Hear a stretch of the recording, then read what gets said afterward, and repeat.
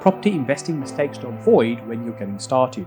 Often when people start in property, very excited, very energized, which is all great, and they're looking at a property they want to purchase, maybe they're looking at auction, and there's been a number of times that I've spoken to somebody who's looking at a property, maybe it's something at auction, keep an eye on, and they're getting ready to bid on it, and I've said, what is it you're going to do with this particular property? And they say, well, we're not sure, maybe we might do this, maybe we might do that, and I'm thinking, why are you even purchasing a property if you don't know what you're going to do with it?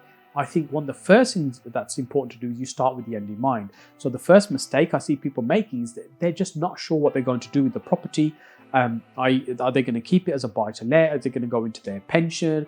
Is it going to be something that they're going to renovate and flip? Are they going to turn it into HMO? There's so much uncertainty about maybe I might do this, maybe I might do that.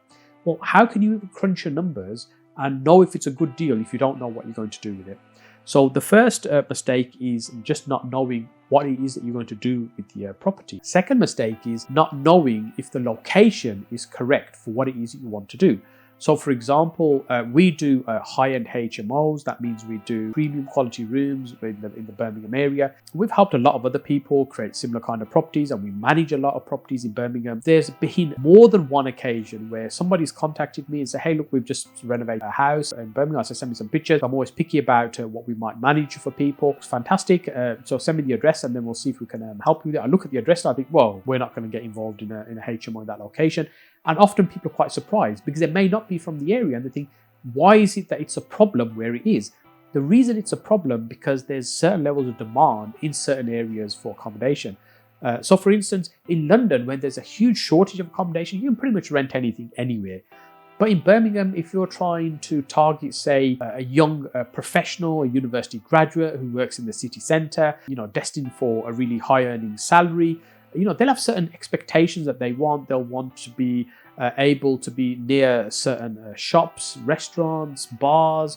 They've got certain things that they're looking for. And if you're in some nice little cul-de-sac street out in the middle of nowhere, it's a nice, quiet residential space, that's probably not what they're looking for.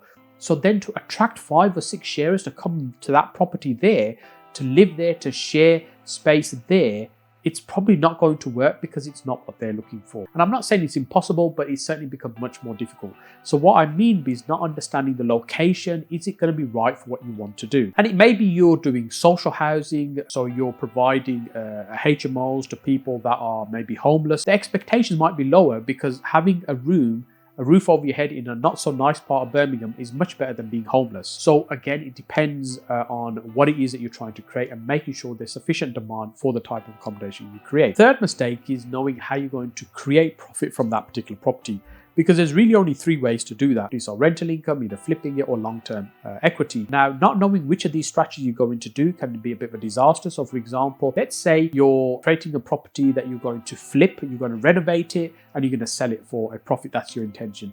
But maybe when you come to sell it, it doesn't quite sell. You think, oh, you know what, I'll just rent it out instead. But it may be that property was designed in such a way that it works really well for a sales market. You fitted a really good quality kitchen, really nice tiles in that particular house, and it attracts that type of buyer who will work well as their home. But when you rent that property, firstly, you're probably not going to be able to get the best rent necessarily because the value of the property.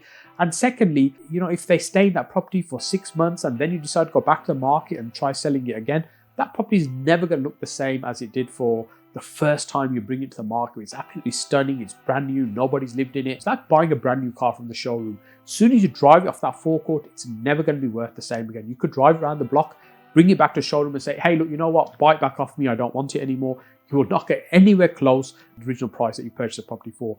The car for rather. And in property, it's a similar kind of perception. If it's not brand new, if somebody's already lived in it, it won't feel the same. There'll be times where people tell me that they're doing the BRR strategy, which they're buying a property, they're going to refurbish it, they're going to rent it out, they're going to refinance it. And so what that means, they've purchased it, they've added some value, then now there's a tenant in it, they're going to take out a mortgage on that property, and the money it's going to release from that mortgage means that they've got their money back out and now they can go and buy another property. And I said, what is it you're trying to do? And they said, what I'm trying to do is give up my day job so I can live off this income. And I'm thinking, hang on a minute, let me stop you there for a second.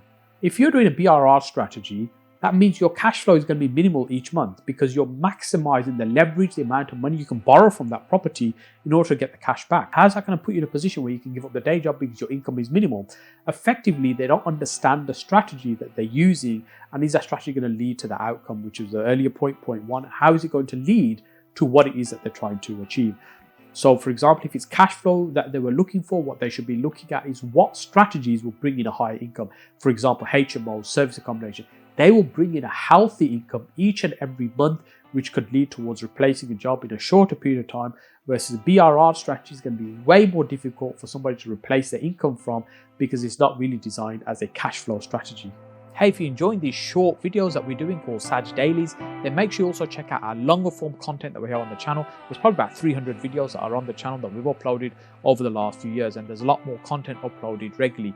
And if you're enjoying it, then make sure you click on that like button. Also subscribe to the channel, but more importantly, leave me a comment. Let me know what it is about these videos you're particularly enjoying and particularly liking. And once you've done that, make sure you click on this video, and I'll see you over here next.